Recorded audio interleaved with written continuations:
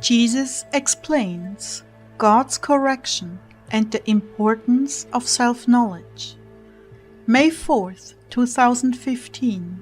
Words from Jesus to Sister Clare, spoken by Jackie.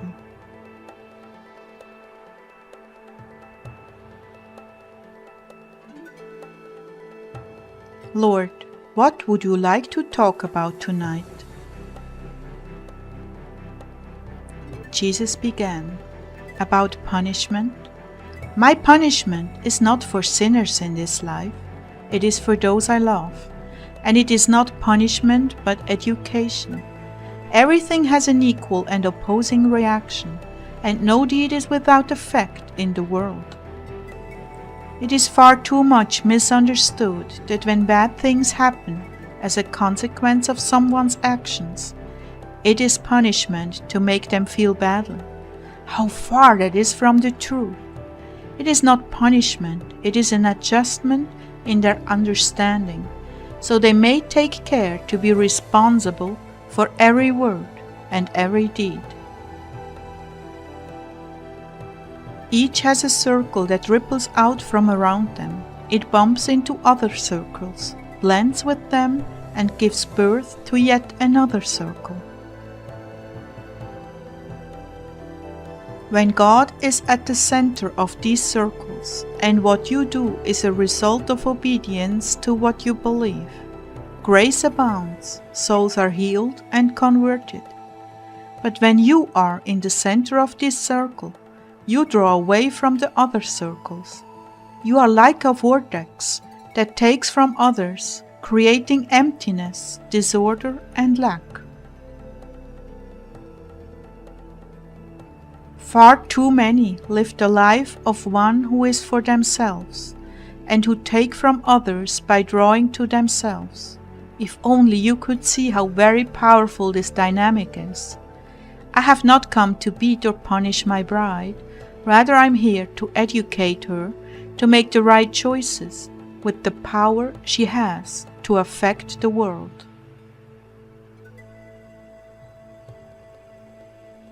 When one of my children acts selfishly or out of jealousy, she draws the good in others to herself, and it gets swallowed up and sinks to the bottom of the lake. It has no more effect, rather it becomes dead and stagnant in that soul.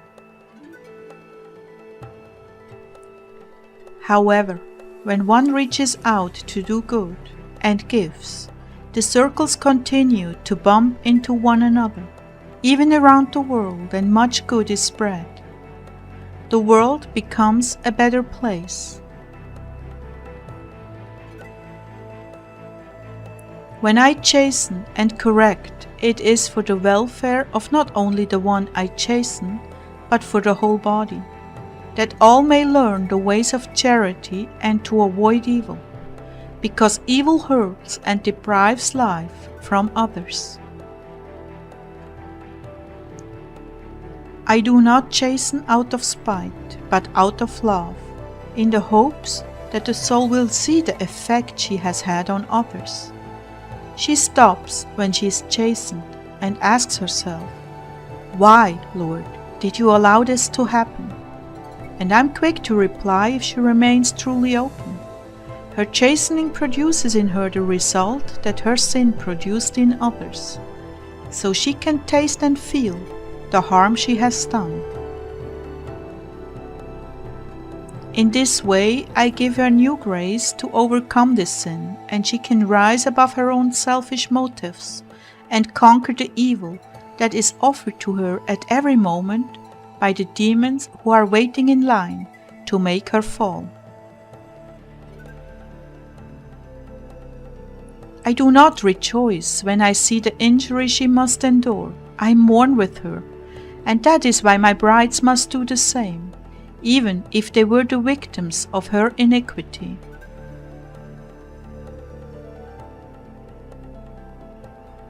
Lord, how do we know whether we have done something wrong or we are just getting opposition? I work in your conscience. You will feel a darkness, a sadness inside where the offense has been done. When you think of it, there will be a sticking point that says, wait a minute, there is something here for you to consider. It is a gentle conviction, not a harsh condemnation.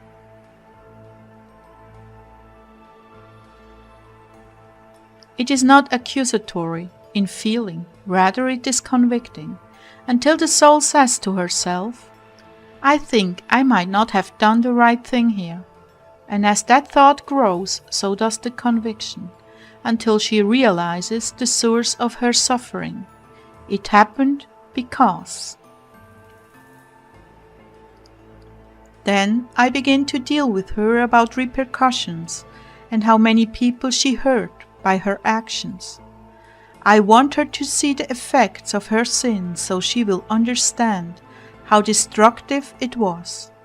It is not because I'm angry that I allow her to get into an accident or to lose something very important. No, it is to stop her dead in her tracks and get her attention. When you are under attack, you will not feel gentle conviction, you will feel heavy condemnation, as if anger is being hurled at you. And it is, if you could see it in the demonic dimension. You are being attacked, downgraded, debilitated, robbed of your peace and joy. Feeling hopelessness. That is a dead giveaway that what is being fed to you is from the demonic realm.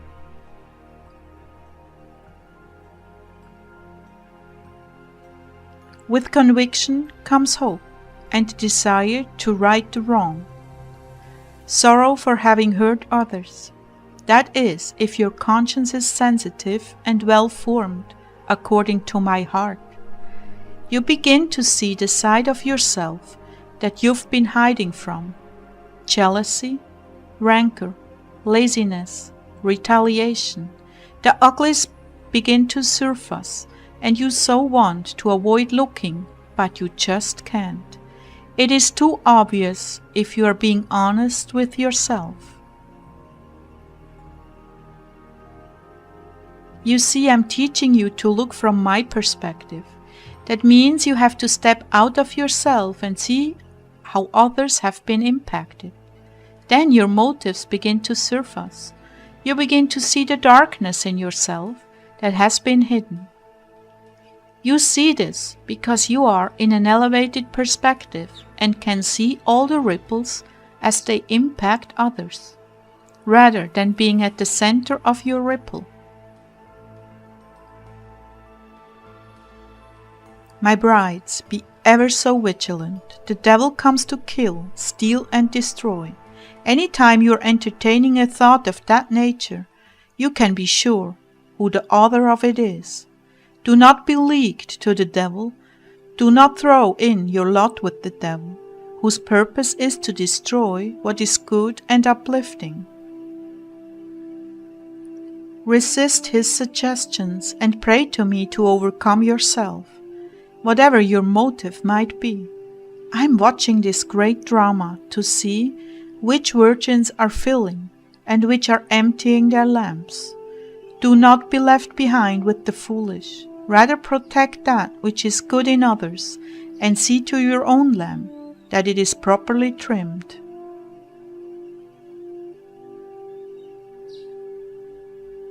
And to those of you who feel it is your job to reveal error in my servants, be ever so careful, for I alone am qualified to judge, lest you step into my place and usurp my authority. There is much you still don't understand. There is still much quarreling and division among you.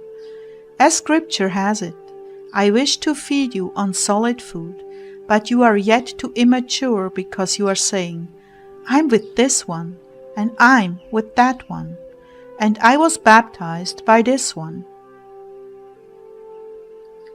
Is this not the immaturity of a child yet in diapers? Yes, I say to you it is. This is why you are lacking for sound teaching that could prepare you for my coming, because you are busying yourselves with foolish ideas. Please, please, take heed. Do not go on recklessly injuring others. There is a price to pay, and I prefer to love you with blessings than to correct you with chastisements. I am going to visit each of you this week with this lesson. I am going to reveal to you where you have gone astray. I will be gentle and convicting, not disciplinary. Why? Because I love you tenderly, and you love me, and do not want to offend me. So if I reveal to you how you are offending me by your love for me, you will stop, and it will be well with you and me. So receive my blessing of insight into your own thoughts and doings now. Have courage.